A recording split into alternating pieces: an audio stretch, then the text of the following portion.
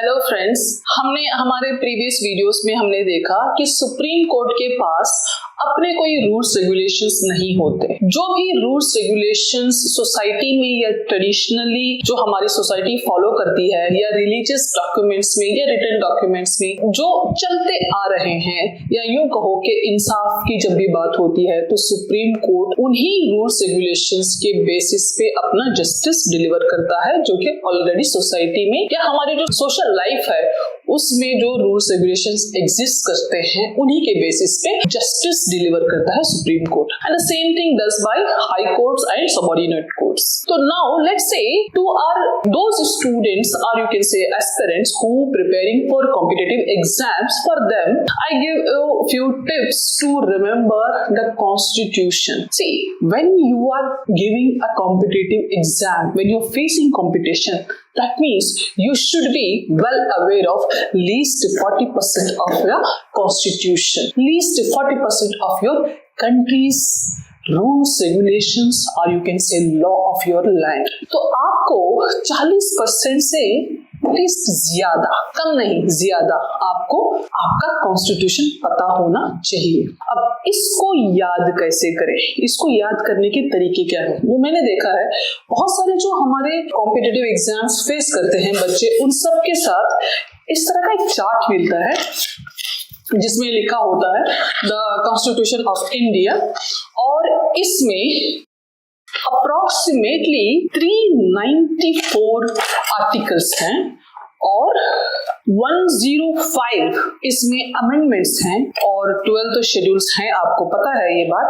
तो इस तरह से एक चार्ट मिलता है, ये सबके रूम में पाया जाता है, who are all facing competitions. अब 394 और यू कैन से 400 से ज्यादा, 450 से ज्यादा। 394 का मतलब ये नहीं कि 394 ही है, क्योंकि इसमें क्लॉज सब क्लॉज उस तरह से भी आते हैं कॉन्स्टिट्यूशन। अब यू कैन से एटलीस्ट 450 या 500 के करीब हमारे पास आर्टिकल्स। अब इन आर्टिकल्स को याद कैसे करें? बेसिकली इनको याद करने का एक आसान सा तरीका है, मैं आपको बताती हूँ, बड़े ध्यान से सुनना। ठीक रात के 12 बजे के बाद एकदम सन्नाटा होता है रात में। ठीक रात के 12 बजे एक अगरबत्ती आती है, साइकिल अगरबत्ती, ठीक है। और साइकिल अगरबत्ती को इस चार्ट को पहले लगा देना दीवार पे, और अगरबत्ती को उसके आगे लगाना। और एक और मिलता है धूप, जो के घरों में लगाते हैं जिससे खुशबू आती है, धूप, और धूप को जला देना और साइकिल अगरबत्ती को लगा देना। और इसके सामने खड़े होके, जैसे कि ये लगा दिया, इसके सामने खड़े होके आपको अपना दिमाग ऐसे खोलना और उसको, जैसे कि मोदी जी नहीं करते ऐसे ऐसे ऐसे, जैसे मोदी जी ऐसे देख के पूरा पढ़ नहीं लेते, ऐसे ऐसे कर लो, याद हो जाएगा। ये तरीका सब आजमाते हैं, क्योंकि सबकी दीवारों में होता है। उनको हार्डली 10 आर्टिकल्स भी याद नहीं होते, 10 आर्टिकल भी याद नहीं होते उन लोगों के लिए है ये। हाँ, जो बच्चे सीरियसली कंपटीशन देना चाहते हैं उनके लिए उससे भी आसान एक टिप है। वो टिप ये है कि रोज किसी भी वक्त, कभी भी, जब आप सो रहे हो, जाग रहे हो, उठ रहे हो, बैठ रहे हो, आ रहे हो, जा रहे हो, कुछ भी कर रहे हो, रोज लीस्ट एक आर्टिकल देख के याद कर लो, बैठ कर लो। क्या पानी पीते पीते, ये खाना खाते खाते दिन में 3 बार पानी पी रहे हो, दिन में 3 बार खाना खा रहे हो, दिन में 3 बार आप बाथरूम भी जा रहे हो, तो आप एक रूल बना लेना कि मैं बाथरूम जाऊंगा तो मैं एक आर्टिकल याद करके जाऊंगा, अब बाथरूम से आऊंगा तो मैं एक आर्टिकल याद करके आऊंगी। बस इतनी सी बात है। जब भी आपको कुछ हासिल करना हो, it's very clear, you have to sacrifice your आराम, जो कि आराम से कुछ भी नहीं मिलता। आराम करने का मतलब है कि आपकी जिंदगी में कुछ नहीं आना। एक ही चीज है इस पूरी दुनिया में, वो है आराम, सुकून, आराम। आपको आराम चाहिए तो सबसे पहले आराम करना छोड़ दो। आराम को एक एम की तरह रख दो कि मुझे जिंदगी में आगे चल के मुझे आराम करना है, और आराम करने के लिए work hard, that is the only formula. आराम छोड़ दो, सोना, पेट भर के खाना, इससे बात करना, खुश होना, अपने आप को एंटरटेन करना, अगर आपने ये छोड़ दिया तो आपकी जिंदगी से घेरा बने खड़े होंगे सारे एंटरटेनमेंट्स। आपको लड़की चाहिए, बॉयफ्रेंड चाहिए, गर्लफ्रेंड चाहिए, आपको ये चाहिए, वो चाहिए, इतना अच्छा शानदार खाना, शानदार कपड़े, लग्जरी जिंदगी, सारी चीजें आपके अगल बगल घूमने लग जाएंगी। अगर आपने इसको छोड़ दिया तो, आराम करना छोड़ दिया, आपके जो ऐशो आराम है वो आपसे घिरने लग जाए। ये अगर जितना जल्दी समझ गए उतना जल्दी आपको ये चीजें घेरने लग जाएंगी। अगर आपने इस चीज को इंपॉर्टेंस दे दिया कि मुझे आराम करूंगा, मैं 8 घंटे सोऊंगा, 10 घंटे पढ़ूंगा, 2 घंटे खाऊंगा, 3 घंटे एंटरटेनमेंट करूंगा, अगर आपने वक्त को इस तरह से डिवाइड किया, बहुत बच्चे कोशिश करते हैं कि मैं जिंदगी मैं इस तरह से प्लानिंग करूंगा, इट्स वेरी डिफिकल्ट। वो प्लानिंग ही करते रहेंगे, 3-3, 4-4 साल प्रिपरेशन की प्लानिंग ही करते रहेंगे। 350-400 आर्टिकल्स हैं, 400 आर्टिकल्स हैं। अगर इसको 365 भी करते हैं या चलो 400 दिन भी करते हैं तो 400 दिन लगभग 1 साल सवा साल, 365 1 साल और 400 का मतलब है 1 साल सवा साल, 14-15 महीने, मैक्सिमम 15 महीने, 1.5 साल। तो 1.5 साल में अगर आप 2 मिनट देते हो तो आपको 400 आर्टिकल्स याद हो जाते हैं। 2 मिनट हार्डली, एक आर्टिकल पढ़ने में hardly it will take 10 seconds. 10 second में कोई भी आर्टिकल पढ़ सकते हो और 10 सेकेंड के बाद जो रिमाइनिंग 110 मिनट्स 10 सेकेंड्स होते हैं, 110 सेकेंड और जो बचते हैं वो 110 सेकेंड में उस आर्टिकल को आप मिनिमम 10 बार आप रिपीट कर सकते हो। 2 मिनट में कोई भी आर्टिकल आप 10 बार रिपीट कर सकते हो। अगर 10 बार रिपीट की हुई चीज, कोई भी बात अगर आपने 10 बार रिपीट की हो पूरे दिन में तो वो बात बाकायदा याद होने के चांसेस ज्यादा हो जाते हैं। अगर उसी चीज को अगर आप रिपीट करने लग जाए बार बार हर दिन, एवरी डे, तो possibility is you will be well aware of entire constitution. I am talking about only a constitution, only a constitution. एक सब्जेक्ट की बात है जो कि दिन में 2 मिनट, और बाकी जो चीजें हैं, लेट्स से हिस्ट्री, अगर हिस्ट्री की बात करते हैं तो हिस्ट्री में ना, अकॉर्डिंग टू हिस्ट्री, इंडिया की जो हिस्ट्री है वो डिवाइड हुई है in multiple layers. Indian history has been divided into multiple layers. Number 1, we say ancient history, right?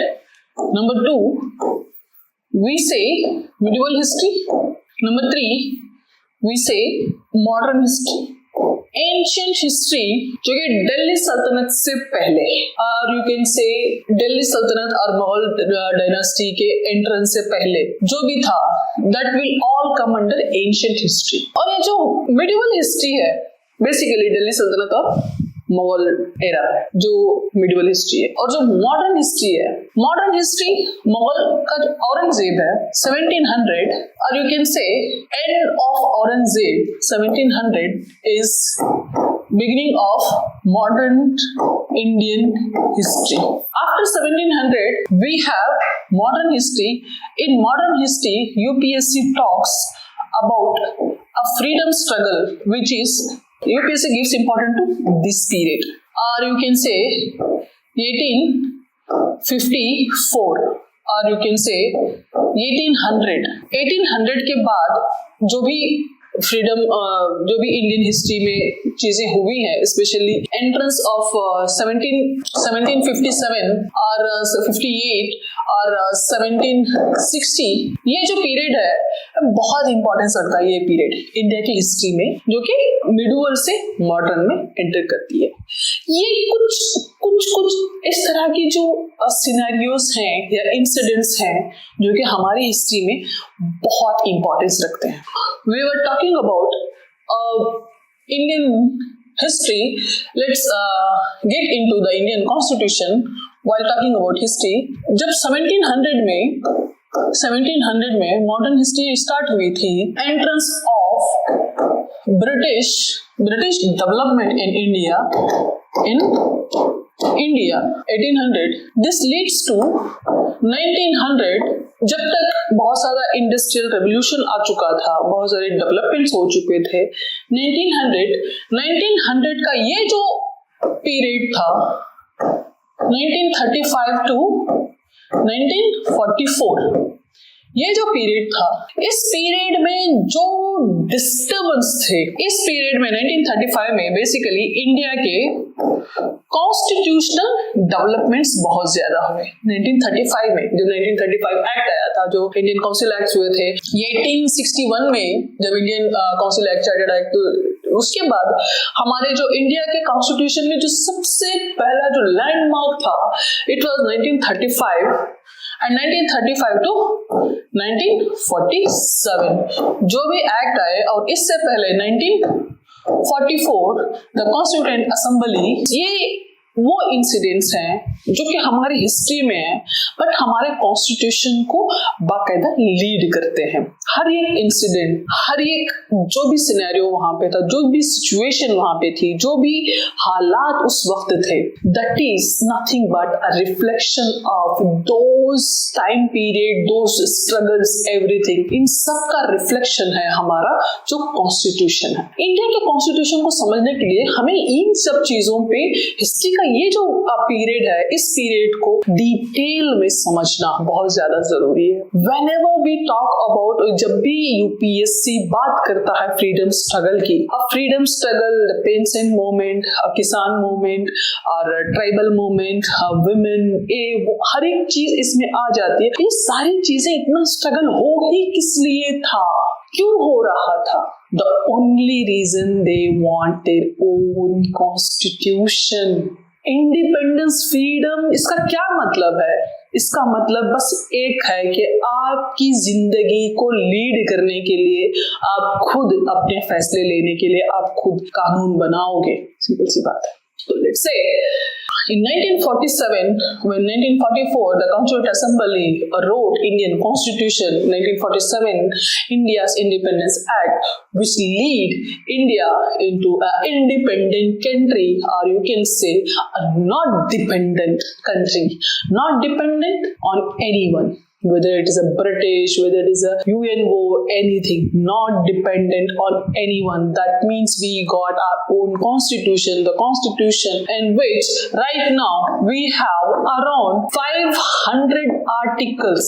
500 articles around, जो कि फिलहाल इन नंबर 395 हैं, लेकिन it is more than 500 if we include all amendments जो कि part of articles हैं, और if we include all closed या enclosed, जैसे कि article 361A, 361 भी है, 361A भी है, और 361B भी है।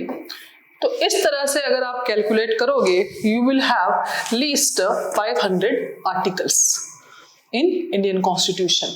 Let's say I am keep repeating, जो भी बच्चे या एस्पिरेंट्स किसी भी कंपटीशन की जो तैयारी कर रहे होते हैं, उनको 40% से ज्यादा इंडियन कॉन्स्टिट्यूशन याद होना जरूरी है। अगर वो लोग हैं जो कि इंडियन सिटीजन्स हैं या नॉर्मली, उनको लीस्ट 20% आर्टिकल्स का याद होना जरूरी है। अगर कोई भी काम कर रहे हो या जिंदा हो या सांसें ले रहे हो, उन लोगों को at least 10% of your law of the land you should be aware. इतना तो बनता है आपको, कम से कम अपने राइट्स, अपने खुद के rights. Let's say for example, आपने मूवीज में देखा होगा कि कोई भी अपना केस खुद लड़ता है कि जज साहब मैं अपना केस खुद लड़ूंगा। मूवीज में देखा है ना, सुप्रीम कोर्ट में जाके ये कहते हैं कि जज साहब मैं अपना केस मैं खुद लड़ूंगा। आपने ये भी सुना होगा कि कानून अपने हाथ में नहीं ले सकते, है ना। अब यहाँ पे जाके लोग कह रहे हैं कि जज साहब मैं अपना केस खुद लड़ूंगा, मुझे किसी भी वकील की या लॉयर की जरूरत नहीं है। तो ये कहां है? See when we talk about article 32, it gives us the right to present our case, or you can fight our case in the Supreme Court by ourselves without a lawyer. ऐसा नहीं कि आपको लॉयर नहीं मिलेगा। अगर आप lawyer को afford नहीं कर सकते या उसकी फीस नहीं दे सकते, इस तरह के कोई भी और परेशानी है, तो सुप्रीम कोर्ट आपको अपनी तरफ से एक गवर्नमेंट लॉयर देता है। लेकिन उसके बावजूद भी कुछ केसेस ऐसे होते हैं जिसके पर्सनली इनजस्टिस हो गया या इस तरह के कुछ बहुत सारे ऐसे सर्कमस्टेंसेस होते हैं, जैसे कि हाई कोर्ट ने आपका केस लेने से इनकार कर दिया, या हाई कोर्ट ने जो जस्टिस दिया वो पर्सनली आपको बहुत ज्यादा हर्ट कर रहा है, अफेक्ट कर रहा है, या आपको ट्रॉमा दे रहा है, या ऐसा कोई केस जिसके सारे डिटेल्स बस आप ही प्रोवाइड कर सकते हो, या उस बारीकी को आप ही समझ सकते हो। इस तरह की कुछ कंडीशंस हैं ऑन दैट बेसिस, जो कि article 136 says special leave petition, on that basis आप अपना केस खुद फाइल कर सकते हो सुप्रीम कोर्ट में या लड़ सकते हो। उसके कुछ कंडीशंस होते हैं कि आप अपने फेम के लिए या रील्स बनाने के लिए आप केस फाइल नहीं करोगे सुप्रीम कोर्ट में, या खुद लड़ने का वो नहीं करोगे। होता है ना कि बहुत लोग, सारे लोग आजकल फेम के लिए बहुत कुछ करने की कोशिश, मैं अपना केस खुद लड़ूंगी, इस तरह की भी हरकतें करने लग जाते हैं। आपको कोर्ट का जो डेकोरम है या कोर्ट की जो स्टेबिलिटी है उसको आपको मेंटेन करना पड़ेगा, वहां पे आप जाके नॉनसेंस फैला नहीं सकते। तो ये सारी चीजें आपकी देखी जाती हैं कि आप फेम के लिए या कुछ ऐसी हरकतों के लिए, आप उल्टी सीधी हरकतें करने के लिए तो आपने पिटिशन फाइल नहीं की, या स्पेशल ASLP है, स्पेशल लेवी पिटिशन फाइल करके आप अपना article according to article 136 you can fight your case. According to article 32 के अकॉर्डिंग आप केस फाइट कर सकते हो। तो according to article 136 you can file SLP special leave petition. और आपके जज साहब, मैं अपना केस खुद लड़ूंगा क्योंकि इसकी जो बारीकी है, इसकी जो डिटेलिंग है वो मुझे पता है, और मेरे साथ नाइंसाफी हुई है, और मैंने I have gone through a lot of trauma, a personal loss, it harmed me and it broken me so badly, so I don't have a trust on any person who will present my case in front of you, who will fight for me. I can't be his client, I can't trust anyone. तो in that situation अगर आप humbly जज साहब से या supreme court जज से आप रिक्वेस्ट करते हो, तो वो आपकी सारी सिनेरियो या सिचुएशन को देखते हैं, और on that basis according to article 32 आपको ये परमिशन दी जाती है कि आप सुप्रीम कोर्ट का या कोर्ट का टाइम वेस्ट नहीं करोगे, आप डेकोरम मेंटेन करोगे, आप अच्छी लैंग्वेज में, आप पूरे होशो हवास में आप फाइट कर सकोगे अपना केस। ऐसी कुछ सिचुएशंस या कंडीशंस होती हैं, और वहां पे बेसिकली एक और भी चीज है कि आप का केस वैलिड है, वैलिड रीजंस के बेसिस पे आप केस लड़ोगे, आपका केस आप खुद लड़ोगे, ये रीजन वैलिड है, ये भी चीजें देखी जाती हैं। तो तब जाके सुप्रीम कोर्ट में परमिशन मिलती है कि आप अपना केस आप अपने से लड़ सकते हो, कि person in present, which is called person in present, आप अपना केस खुद प्रेजेंट कर सकते हो सुप्रीम कोर्ट। तो ये बड़ी सिंपल सी चीज है, इतनी कॉम्प्लिकेटेड नहीं है। कोई भी चीज जब आप पढ़ते हो, लेट्स से अगर आर्टिकल, जब भी इंडियन कॉन्स्टिट्यूशन को आप पढ़ रहे हो तो उसमें एक सिंपल सी चीज है, वो जो आपको बड़े अच्छे से याद रखनी है, वो ये कि हर आर्टिकल एक दूसरे से इंटरकनेक्टेड होता है, इंटरलिंक्ड होता है। It is like network. जब भी आप इंडियन कॉन्स्टिट्यूशन को पढ़ना स्टार्ट करो, इस पे एक चीज हमेशा याद रखना, ये एक कनेक्शन बनाती है हर एक चीज से।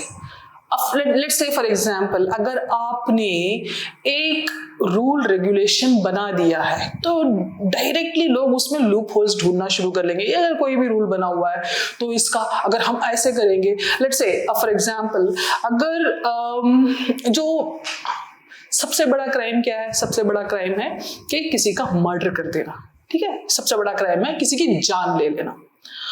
अब किसी की जान ले रहे हैं ना, for example Indian constitution says जिसकी एज जो है अबव 18 है, they are adults, fine, above 18 they are adults. अगर अबव 18 है, इसने किसी का मर्डर किया है, तो उसको जो सजा है वो जो कानून में जो सजा है वो उसको दी जाएगी। लेट्स से अगर किसी ने अबव 18 जो कि चेंज होके अबव 16 हो गई, ठीक है, अबव 16 इसलिए हो गई क्योंकि जो इन रिसेंट पास्ट जो इंडिया में in Delhi there was a big crime happened, you can say a heinous crime, जो कि heinous crime का मतलब ये है कि बहुत ही गंदा या बहुत ही छिचोरा या यू कैन से बहुत ही घटिया, ऐसा घटिया आपने क्राइम कर दिया हो, heinous crime which is very, जैसे कि घिन आती हो ऐसे क्राइम से। तो हिनायस का सीधा सीधा मतलब आप ये निकाल सकते हो जैसे कि घिनौना आपने क्राइम किया हो। तो वो घिनौना क्राइम था जो निर्भया केस था। उस केस में एक बंदा ऐसा था जिसकी एज 16 थी और वो सर्कमटेंशियल बेसिस पे 16 ईयर का जो बंदा था उसको फांसी दी गई, इसलिए क्योंकि उसकी मैच्योरिटी उसने अचीव कर ली थी। उसने जो अपनी मेंटल जो मैच्योरिटी लेवल है उसको उसने अचीव कर लिया था। लेट्स से अगर यही कोई मासूम, अब 16 साल का मतलब है 11th स्टैंडर्ड और यू कैन से 10th या 11th स्टैंडर्ड और 12th standard, 10th 11th 12th, 10th 11 के 10th 11th 12th ये जो एज है बेसिकली ये टीन एज है ना, टीन एज है। अडल्टहुड में एंटर कर रहे होते हैं और चाइल्डहुड से एग्जिट कर रहे होते हैं। तो ये जो बीच का जो पीरियड होता है, चाइल्डहुड से एग्जिट करना, अडल्टहुड में एंटर करना, इस पीरियड में ना बच्चा बहुत ज्यादा, इसकी बॉडी में ना बहुत ज्यादा हार्मोनल इम्बैलेंस होता है, डिफरेंसेस होते हैं, फ्लैक्चुएशंस होते हैं, बहुत ज्यादा फ्लेक्सिबिलिटी होती है, बहुत एनर्जेटिक होता है बच्चा। और ये किसी भी तरीके से बहुत ज्यादा मूडी होता है, एकदम से बहुत ज्यादा खुश हो जाएगा, बहुत ज्यादा डिप्रेस हो जाएगा, इसको सरप्राइजेस अच्छे लगेंगे, कभी बहुत ज्यादा बुरे लगेंगे, इस तरह की सिचुएशन में होता है। मेंटली वो बहुत ज्यादा स्टेबल नहीं होता क्योंकि वो चीजों को, सिचुएशन को समझ नहीं पाता, क्योंकि जिंदगी का एक बहुत बड़ा टर्निंग पॉइंट होता है ये जो एज है। अब इस एज में अगर कोई मेंटली इतना मैच्योर्ड है या मेंटली इतना क्राइम या क्रिमिनल माइंडेड है तो उस बच्चे को ये कंसिडर करना कि 16 ईयर का बच्चा अडल्ट नहीं है, जो कि हिनायस क्राइम भी कर सकता है, वो भी पूरे होशो हवास में, इंटॉक्सिकेशन की हालत में या ऐसी हालत में वो जो समझ भी रहा है कि वो गलत कर रहा है और जानबूझ के पूरी सूझ समझ से अपनी कोई ऐसा क्राइम करता है तो उसको वही सजा दी जाएगी जो कि अडल्ट्स को दी जाती है। अब लेट्स से अब इसी चीज को अगर 7 साल से, जिसकी एज 7 साल से कम का हो, वो बच्चा, 7 साल के बच्चे कितने होते हैं, first standard, second standard, first या सेकेंड स्टैंडर्ड का बच्चा जो कि 5-6 साल में फर्स्ट बच्चे का एडमिशन हो जाता है, फर्स्ट या सेकेंड स्टैंडर्ड में 7 साल का बच्चा। अब 7 साल का बच्चा कोई ऐसा क्राइम करता है, let's say for example murder कर दिया 7 साल का बच्चा। अब 7 साल के बच्चे को सही और गलत में फर्क पता होता है ना, थोड़ा सा सही और गलत में फर्क मालूम होता है। लेट्स से 7 साल का बच्चा अगर सही को सही, गलत को गलत समझ जाता है और उसको ये पता है कि किसी को मारने से उसको दर्द होता है या उसको ज्यादा मारने से या उसको किसी एक और तरीके से मारने से उसकी जान भी जा सकती है, अगर वो बच्चे को पता है, तब जाके उस बच्चे ने उसको जानबूझ के पूरी समझ में अगर उसको किसी दूसरे को बच्चा मारता है या उसकी जान ले लेता है, उन कंडीशंस में which will be circumstantial on the basis of circumstances, on the basis of the maturity of the kid।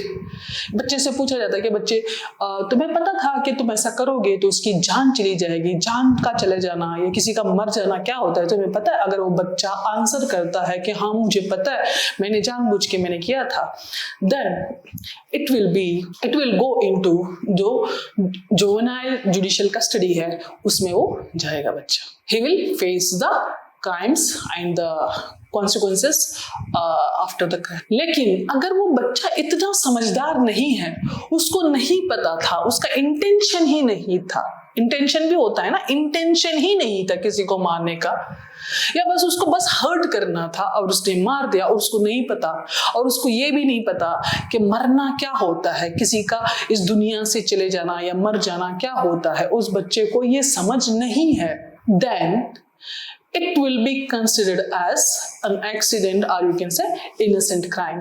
तो ऐसी कंडीशंस में बच्चे को कोई भी सजा नहीं होती है. I am talking about below 7 year old. Below 7 year.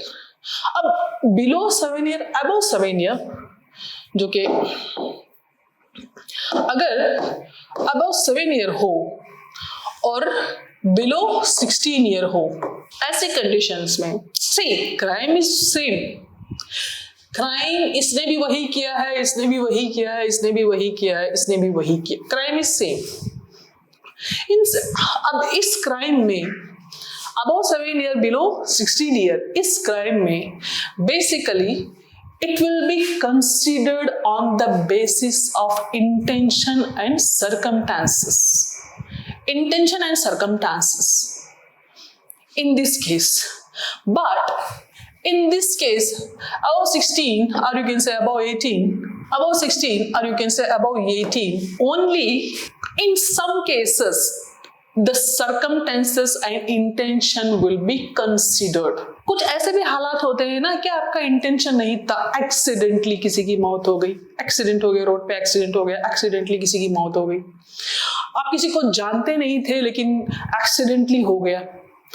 ऐसे सर्कमटेंसेस में, ऐसे सिनेरियोस में इंटेंशन और सर्कमटेंसेस को कंसिडर किया जाता है, otherwise it will be directly punishable offence. तो कुछ ऐसी चीजें हैं जो कि हर सिटीजन्स को जानना बहुत ज्यादा जरूरी है. कोई भी कंडीशन हो, कोई भी सिचुएशन हो, आप बस जिंदा हो, आप पूरे होशो हवास में हो, तो पागल होगा तो छोड़ो, पूरे होशो हवास में हो, तो आपको अपने जो लॉ ऑफ द लैंड है उसके कुछ राइट्स, कुछ रूल्स, कुछ रेगुलेशंस आपको पता होना चाहिए. अगर किसी वुमेन को अरेस्ट किया जाता है तो वुमेन के अरेस्ट के टाइम पे या जब तक वो पुलिस स्टेशन में है या जहाँ पे भी उसको लेके जाया जाएगा, तो वहाँ पे एक वुमेन का या वुमेन ऑफिसर का, वुमेन कांस्टेबल का, हुएवर इट इज, प्रेजेंट होना जरूरी है. वहाँ पे वुमेन का होना जरूरी है. तो अपार्ट फ्रॉम दैट, अगर कोई भी इंसान या सिटीजन देश में रह रहा है, उसको कुछ तो अपने ऐसे राइट्स पता होने चाहिए. अब for example let's say right to food, right to sleep, है ना. अब राइट टू फूड का मतलब है कोई भी खाना नहीं, अच्छा खाना, अच्छा खाना, न्यूट्रिशियस फूड, अच्छा खाना. Right to food, right to sleep, right to sleep का मतलब है कि अच्छी नींद, without noise pollution, without any disturbance. जैसे कि आपका पड़ोसी रोज रात के 12 बजे ढोल बजा रहा है, नहीं, they can not do. In our civilised society, जो सिविक सेंस है, जो हमारी जो सिविलाइज्ड सोसाइटी में ये सारी चीजें नहीं चलेगी. तो at the same time right to education भी है ना, right to education and right to live, रहना, राइट टू लिव, जिंदा रहना. Right to equality, right to equality, जो फंडामेंटल राइट्स है, जो हमारे बेसिक राइट्स है, राइट टू इक्वालिटी, जो कि हर कोई जानता है. अगर किसी से पूछ लो कि बताओ right to equality, at least 2-4 right बताओ. At least right to equality on the basis of right to equality says, when we talk about right to equality, there are 5 rights. Right to equality, there are 5 rights. Equality before law, article 14. there are right to equality कितने हैं? right to equality, at least there are 5 articles in which it will start from 14 to 18. And the article 14 says equality before equality before law. और इसमें जितने सारे 14 to 18 है, इसमें equality समझ रहे, equality before law means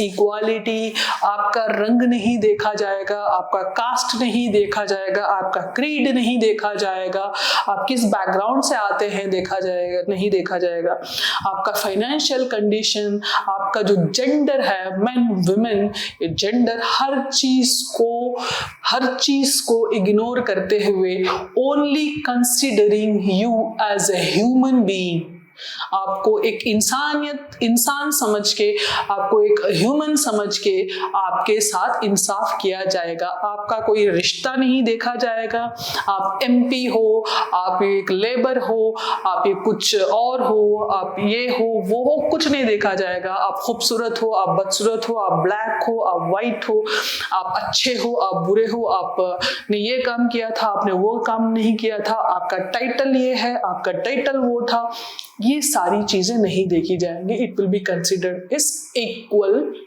in front of law.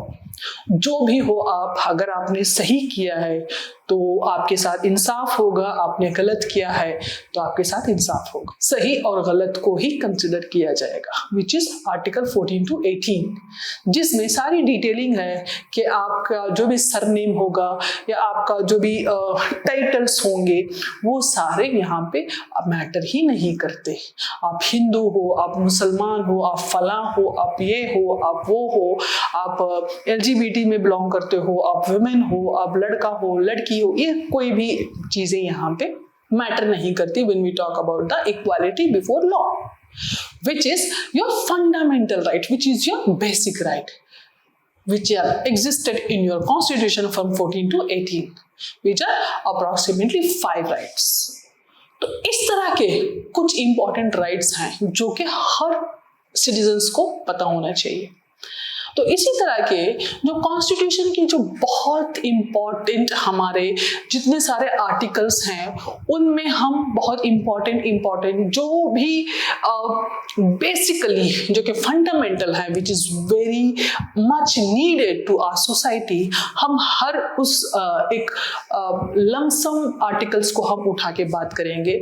तो for that please like and subscribe our channel and please follow us in our all social media platform, जो कि फेसबुक है, इंस्टाग्राम है, in all social media platforms you can follow us to know the more details in which हमारे जितने सारे videos हैं, हम अपने सारे वीडियोस में we will talk only about what all the competition are going through by the all our aspirants, और उनमें कौन कौन से हर एक सब्जेक्ट पे हम बात करेंगे। हम किसी भी दिन कोई भी सब्जेक्ट पे हम बात करेंगे, ऐसा कभी नहीं होगा कि हम सब्जेक्ट से हट के हम फालतू चीज़ों में बात करेंगे।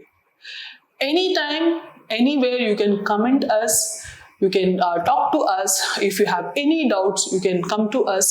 हमारे जो पूरे जो चैनल्स हैं, हम हर चैनल में आपके साथ कांटेक्ट करने की कोशिश करेंगे। Thank you so much.